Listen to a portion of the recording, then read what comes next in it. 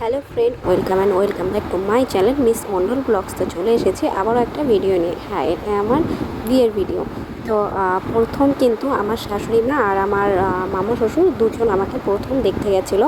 আর তোমাদের দাদাভাই কিন্তু আমাকে সামনাসামনি দেখেনি। বিয়ের দিন ফার্স্ট টাইম আমাকে সামনাসামনি দেখেছিল।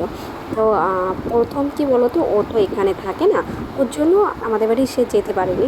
যাই হোক, মা আর আমার মামা শ্বশুর দুজনই দেখেছিল। আমাকে দেখার পরে আমার নাম্বার নিয়েছিল। তো নাম্বার নিয়ে আমার বর মানে তোমাদের দাদাভাইকে পাঠিয়েছিল। তো ও না আমার নাম্বারটা খুঁজে পাচ্ছিল না, হোয়াটসঅ্যাপে পাচ্ছিল না।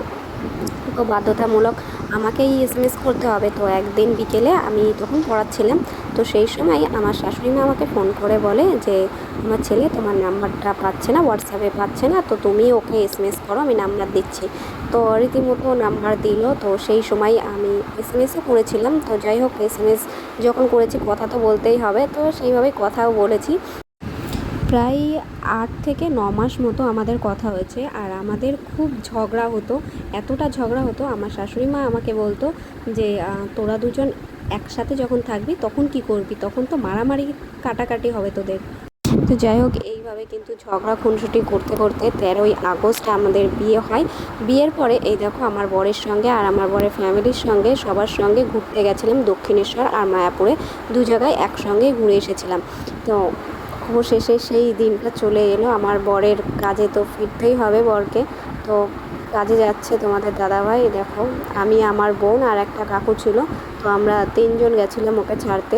ওরও খুব মনটা খারাপ ছিল, ছেড়ে যেতে খুবই কষ্ট হচ্ছিল, কিন্তু কি করব বলো, কিছু করার নেই। যাই হোক, হ্যাঁ, প্রায় 6 মাস কি 1 বছর পরে আমি ওর কাছে চলে যাব।